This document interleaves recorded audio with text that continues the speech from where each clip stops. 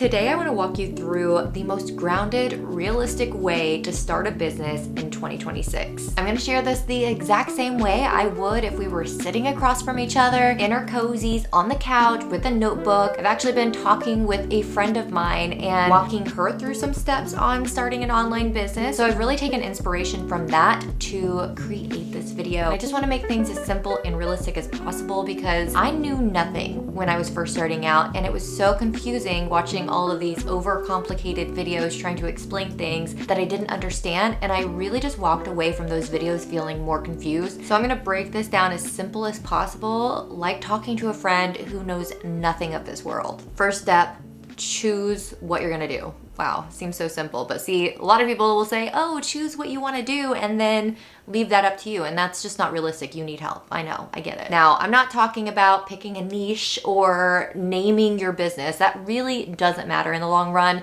because all of that is going to change and be adjusted as you build an audience or customers. And so right now, instead, we need to really focus on what kind of business you want to start. Are you wanting to do services? You have a skill that you want to trade your hours for money? Are you wanting to sell something? Is it going to be a physical product? Is it going to be a digital product? Are you wanting to do like live coaching calls? There are so many different ways to have an online business. Essentially anything can be an online business nowadays. I've literally recently discovered Whatnot and how you can do resale clothing and just anything. You can sell anything on there. They're like live auctions. And so really anything in the world that you want to do, any type of business, we can figure out how to do it online. And really think about this because there's no wrong answer. I have started and put away in the closet multiple businesses. I wouldn't say I failed. I may have just lost inspiration and decided it wasn't for me, or maybe they weren't profitable enough or whatever. But I've started lots of businesses and some were right for me, some weren't, and I feel like I've landed in a really good spot. So sometimes there's gonna be some trial and error, and that's okay. What are you pulled towards right now? Like, do you think it'd be fun to go thrifting and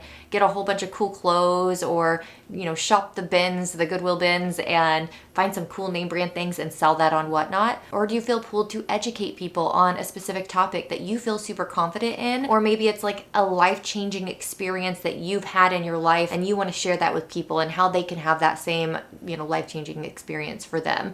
There's a girl I follow, her name is Lo, and she really leans into like the intuitive, like following your gut type content, and she has an entire course on like how to do that, how to work within, and I think that's really beautiful. And so that, you can see, is so specific, and all she is doing is really sharing experiences she had and how she trusted herself and followed her intuition, and now she's sharing with other people that framework. So it can be absolutely anything, and you just have to feel, what are you currently being pulled towards? What's lighting you up? Because you're not going to want to start a business based on something you just have skills in. Because let's say you're an accountant and that's what you do full time, and you're like, well, I could start my own like freelance accounting firm. And then you start building that and you start getting clients and you're doing these services, and then you realize, wow, I'm literally just doing the exact same thing I was unhappy doing in my normal corporate job, and I started a business that I hate. Like, no, we need to start businesses we love, so they need to be foundationally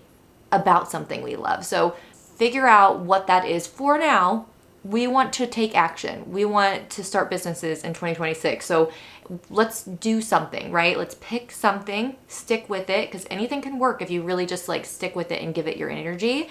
And then we'll see what happens. You might decide that's not for you, or you don't like that type of business and you want to switch it up. I'm for that. We'll switch things up until we get it right. But right now, let's make some choices. Okay, so the next step, you have your general direction you're going in. Now we need to figure out what value are we bringing people, or what problem can you solve? So obviously, if you're doing something like going thrifting and selling clothes on a live auction site like Whatnot, you're not really solving a problem other than the problem of them wanting more clothes, but you're bringing them value. You're bringing them brands that they really like that is hard to find at a reasonable rate, and you're putting it in a place where they can literally be sitting on their couch scrolling at midnight buying your products. Well, maybe not midnight, because I would not be selling at midnight. That's way too late for your girl.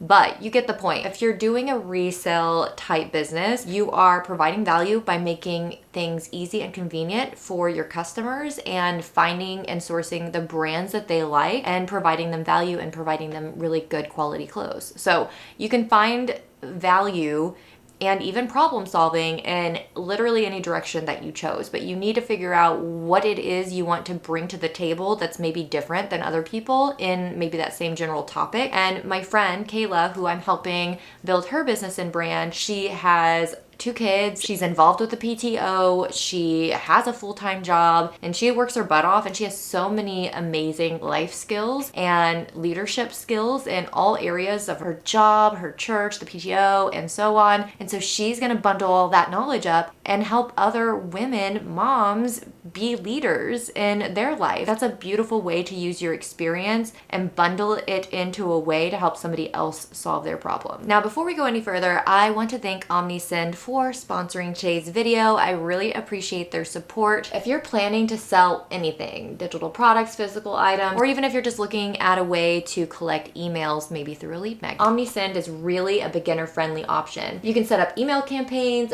basic automations, landing pages, and even SMS all in the same place. I have tried a lot of platforms, and the hard thing with having an online business is there's just so many different areas of things you need to do to really keep the ball rolling. And OmniSend really puts it in one place and gives you a home base to do all the things that you would need to do in an online business. And just to prove how easy it is, I'm gonna create a campaign right now, and let's see how long it actually takes. So I'm gonna select create email campaign. I have some big news.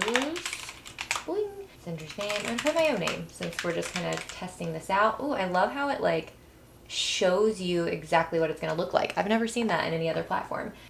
Pre-header, so this is going to be like the little preview line. I have a special prize inside this email for you. Starter plan. Language, English, auto post email to your Facebook. No, I don't want to do that. Choose email template. Okay, so we're moving on. Oh wow, there's so many super cute emails, and wow, it's obviously showing because it's November when I'm actually filming this. They very much are providing you real-time templates based on season, so that's really, really cool. I'm seeing a lot of Black Friday, a lot of Christmas. Oh my goodness, this is adorable. So they have a pets one.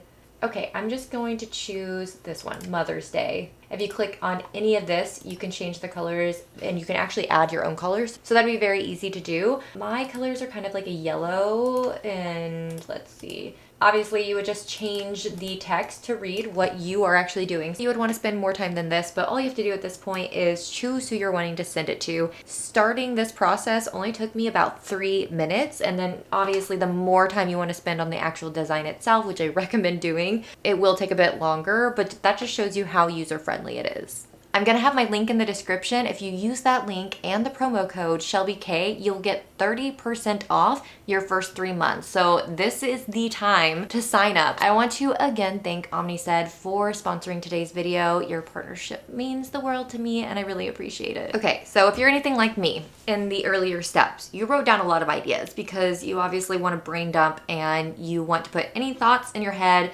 any potential ideas on paper.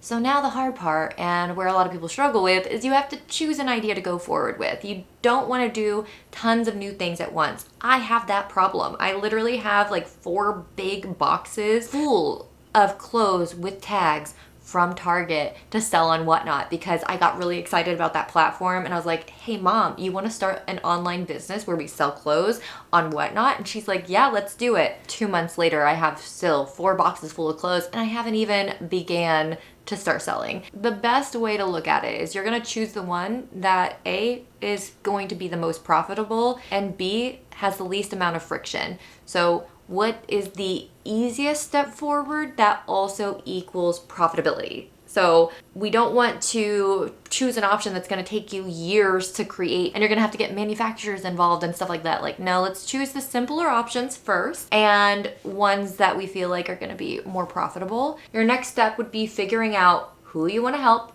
what problem you solve, and how to package that into a simple offer. And now comes for some admin work, which a lot of people like to avoid. I feel like this is another place people get stuck because they were like, well, I don't know what to do. Like, do I use my email that I already have? Do I use my like personal profile and just switch it to like a, creator profile? Like, what do I do? Start from scratch. Everything starts from scratch. create yourself a Gmail account. One day when you start generating some income, you can have your own domain name and have your own special email. Like mine is hello@shelbykayreeder.com. Before that, it was shelbykayreeder@gmail.com. So kind of figure out what you want your branding name to be, what name you would put on social media, and then create a Gmail account for that. Once you have your email all set up, you're going to create a Facebook page for your business as well as an Instagram page for your business. You're going to connect those together and make it a business profile.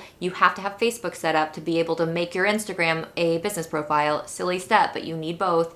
And then create other accounts that you might feel like you're going to post on eventually, just to lock in those names. So YouTube, if you're thinking TikTok, or what is it? Not Twitter, X, silliest thing ever. So set up all the accounts that you think that you will maybe post in eventually and make them all match if possible. So like choose a username and make the username for all of those accounts the same.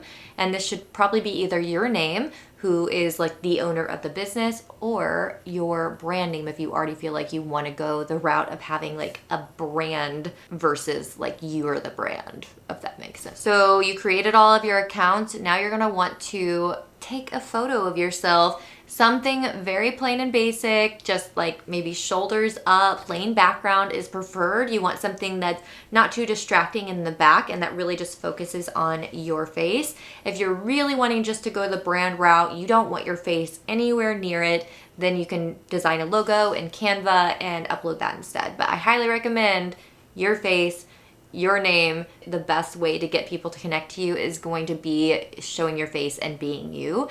And that's a video for another day on like marketing and Instagram and YouTube and stuff, but we will talk about that another time, I promise. Now, this isn't where we set up every detail or try to make it perfect. You're just wanting it to be there. And so if somebody stumbles upon it, at least your photo's there, you got your name. And I also recommend writing a very brief bio and description and just getting all of that done. So now whenever you're ready to post or you're ready to start selling, you immediately have a place that you can start doing it. This is a small step, but it's important. And if you just bust through it, you'll get through it in an hour or so and it will be off of your plate and you can move forward on the fun stuff, which is like, creating. If you're ready for your homework, I'm going to put it all up on the screen so you can take a screenshot or you can grab a notebook and write this down. Choose one path to explore first. Set up the basic account you'll need for that path and take a simple profile photo with a clean background. Let's not fixate on things being perfect. Just